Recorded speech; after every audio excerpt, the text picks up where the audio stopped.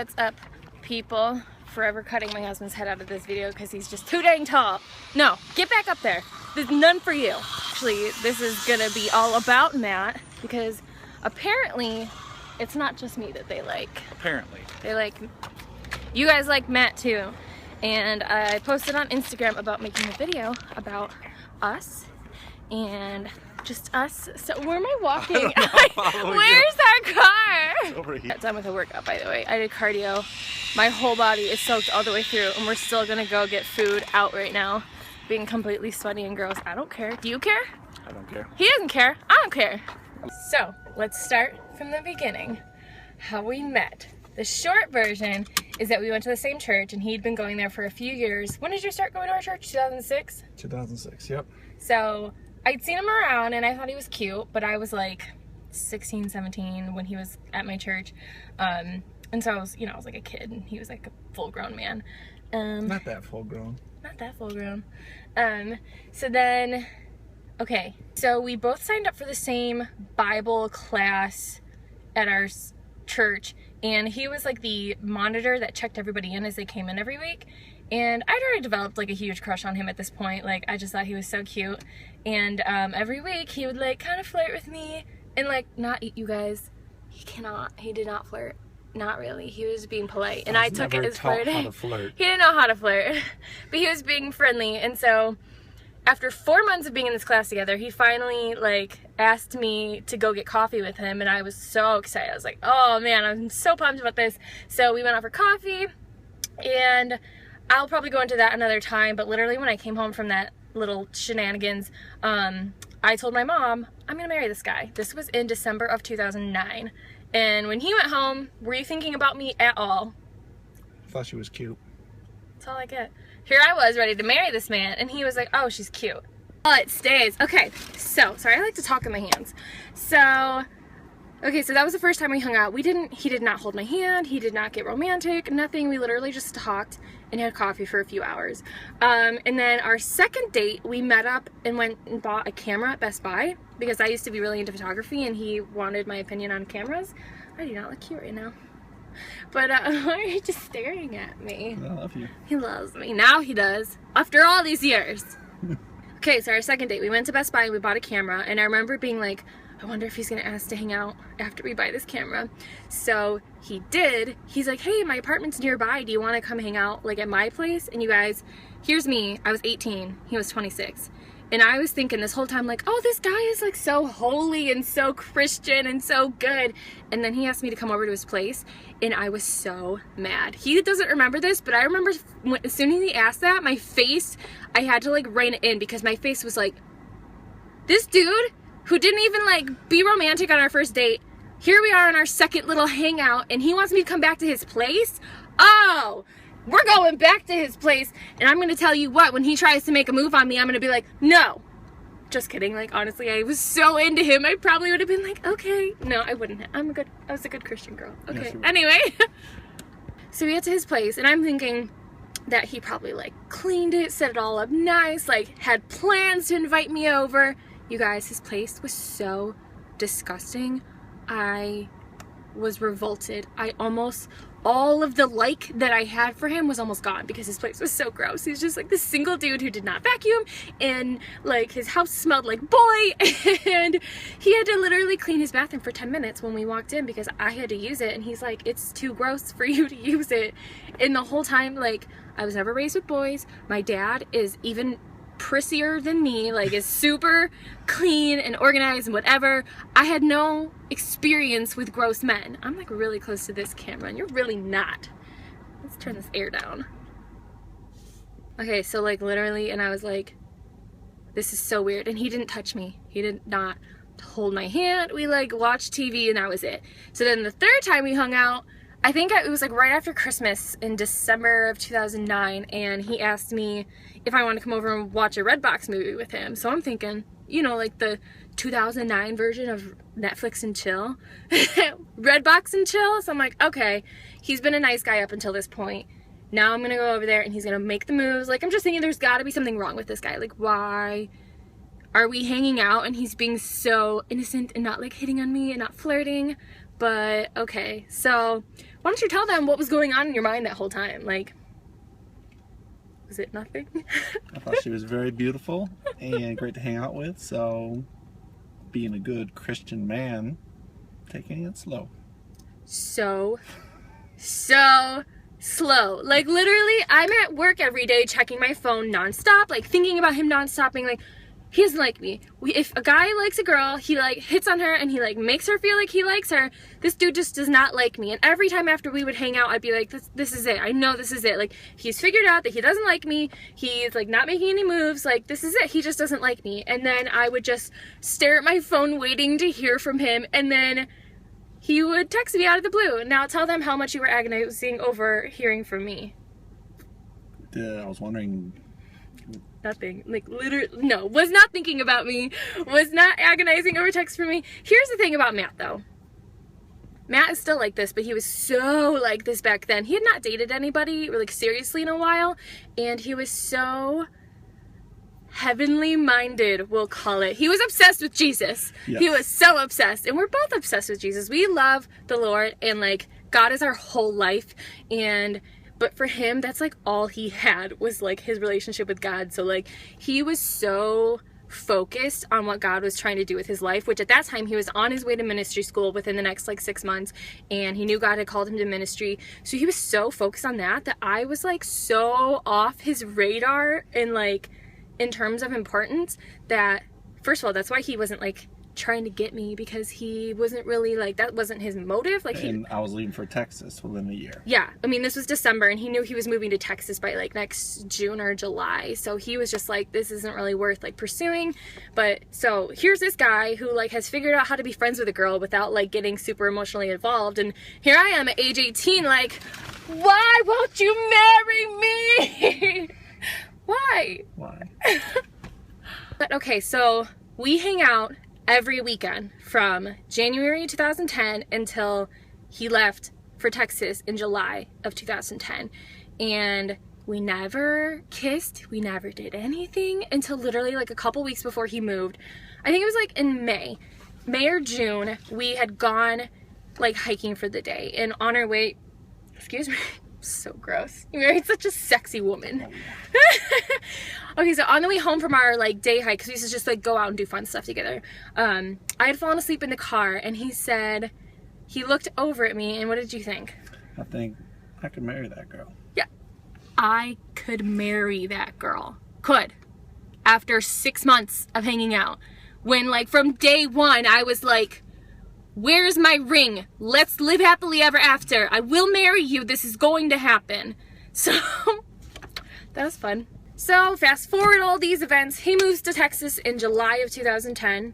I was heartbroken, like so heartbroken. And before he left, he'd kind of figured out like, oh, I think I like this girl. Like, I want to be with her. But he knew like long distance is silly. Like, it's really hard to try and maintain that. He knew he was going to be in Texas for at least 2 years. And he kind of anticipated that he would be there longer. And I was in Michigan. I was still in college. It just, from a natural standpoint, didn't look like it was going to happen. And my family was kind of like weird about him. My parents ended up loving him before he left. But like when they first started out, he was 26, okay? And I was 18. And everybody in our life was assuming he was after one thing, which is hilarious because that was the one thing he was not after. And all you people who knew me at that time and who were concerned about me, let me tell you, when we were in my basement watching Disney Channel, that's literally all we were doing. That includes you, Dad, who came and interrupted us every 15 minutes to make sure we weren't making out. We were not making out. So, okay, July 2010, he moves to Texas. I always knew I was called to ministry, and that was why we were in the Bible class at our church. It was kind of like a precursor to ministry school. I just figured I would finish college first and then go to ministry school. And so, like, I kept praying about it, and, like, I told him, I was like, I'm not gonna move down there for you. Like, I'm not gonna rearrange my whole life for a guy. And that's why I didn't move down with him and go to Bible school when he first left, because I was like, this is not the right time for me. Like, as much as it broke my heart to let this guy like leave me, and I just knew he was my husband, or at least I really, really hoped. I knew it wasn't the right time for me, but a lot of things kept falling into place over the course of his first year away, and I was home. And by like January of 2011, 11, I just knew. I knew I was supposed to go. I didn't know if things 100% would pan out with Matt and I, because we weren't even like officially dating at that point. It was like this weird where like we knew we were dating, but this guy was so weird about titles and so weird about like, he's like, I can't have a girlfriend when you live out of state, and I can't say I love you unless we live in the same state. That was like his thing. He's like, I was stupid. He was stupid, you guys. He didn't get it that sometimes you can just do your own thing. You don't have to follow some weird set rules of who set this up. He set this up. He was just making excuses. It's the people that were in my life. Making excuses as to why not to date my awesome self. Lesson learned.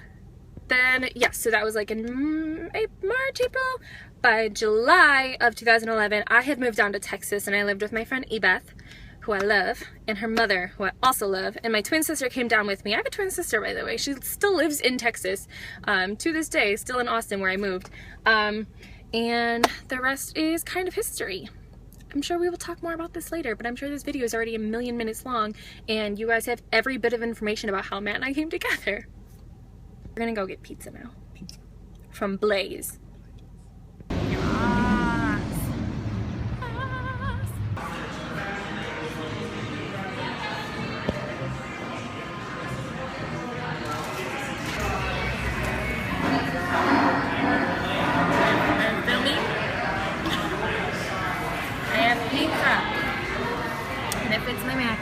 And it is so good. Spinach, chicken, mushroom, onion, red sauce, cheese, all on a gluten-free crust, and it's so good. We had our pizza. It was delicious. And I am still soaked to the bone with sweat from cardio. We're gonna go in public some more and shop and run errands and be gross together. Do you still love me even though I'm sweaty and gross like all the time? All the time, I love you. They bought me some goodies from Bed Bath & Beyond. Oh, Bath & Body Works. I'm tripping.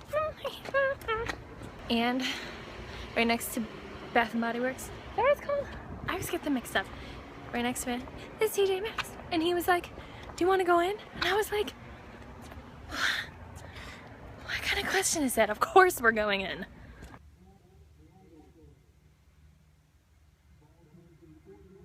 Can you guys hear the football? Of course it's Why does it always stop when I do this? Okay, so I'm gonna try and keep this short and sweet. But basically, I did get married when I was very young. I was 21 years old when I got married, and I thought I was mature, but you learn very quickly how mature you actually are or are not in your first few years of marriage, because even though we really like each other and we got along really well and stuff, you are still gonna butt heads in marriage, and we would get in really big fights. We still do get in fights, it's just part of marriage. And all I can say is that going into marriage, you have to realize that you have to learn to be extremely unselfish. And I know that you've heard it 1,000,000 times before, but you really have to put that other person before yourself and do things for them, whether they deserve it or not in your eyes, whether they have earned it or not in your eyes. All of those things are eliminated when you marry somebody, and they no longer have to earn things from you. I mean, I think it's so evil when women are like, oh, well, he hasn't earned sex, or he hasn't earned my attention, or he hasn't earned my praise, he hasn't worked hard enough. I'm not going to make him, feel good about what he's done when it's not up to my standard, which is so wrong. I mean, as a wife, you are your husband's cheerleader, you are his best friend, you are his biggest supporter, and that's the role that I take on no matter what he's doing. And because of that, it just creates a safer environment for him. It kind of protects his ego as a man, and I know that what I'm supposed to be doing as a wife is being supportive, through thick and thin. I mean, till death do us part is so, thrown around these days, and I feel like people don't even mean it anymore, but no matter what this guy does, up until the point of actual abuse, which she's not doing, but until that point, I'm gonna do whatever it takes to make him happy, make his life easier, because that's my duty as a wife. And I truly believe in that. I truly believe that we owe things to our spouses as married people, and I feel like when people forget that, or when they feel like, well, I don't owe anything to you until you give me what I need, that is just the wrong mindset. And that's how marriages end, is because people get bitter because, I have this need that you haven't been fulfilling, and it just goes years and years without it because either that person's selfish or whatever. But I mean, I truly believe that when it comes to marriage, you like keep up your end of the bargain no matter what.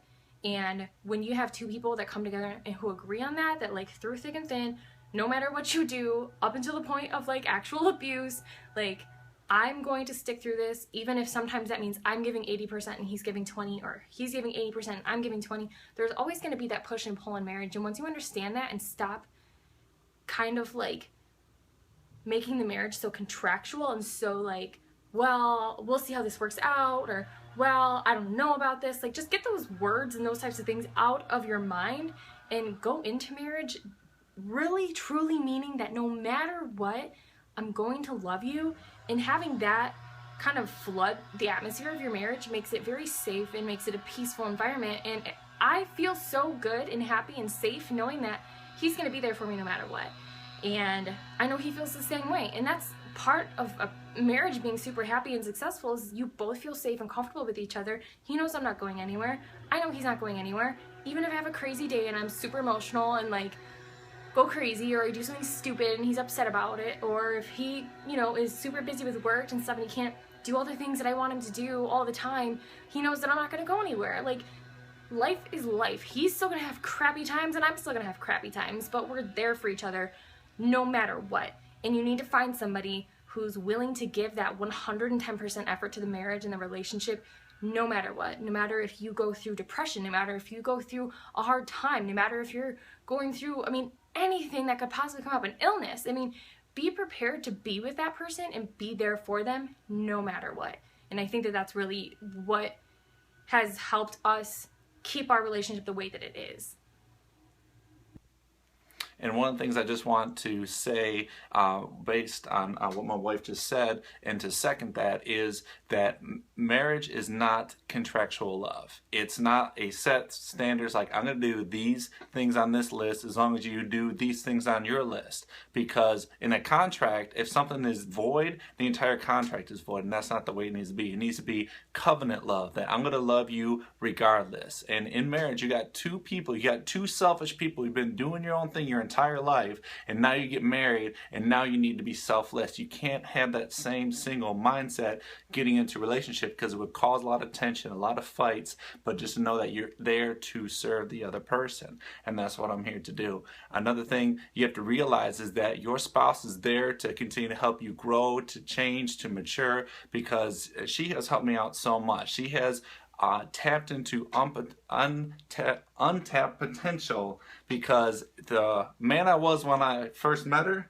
is not even anywhere close to where I am now. So she's made me a better minister. She's made me a better husband. I know how to love her that much better because I listen. I change, and I adapt, and I realize that there's some weaknesses that I have that when she brings it to the table in a way that I can receive it, I change. So that way I have a better relationship. And the exact same thing, if I come to her and say, babe, I need you to do this, I need you to tweak this, they're tweaks. I'm not trying to change her entire personality, because she is who she is. She's going to be emotional, she's going to be up or down, but I need to realize that I can approach the situation differently, and if I do that, I'll have a more successful marriage as a result of it.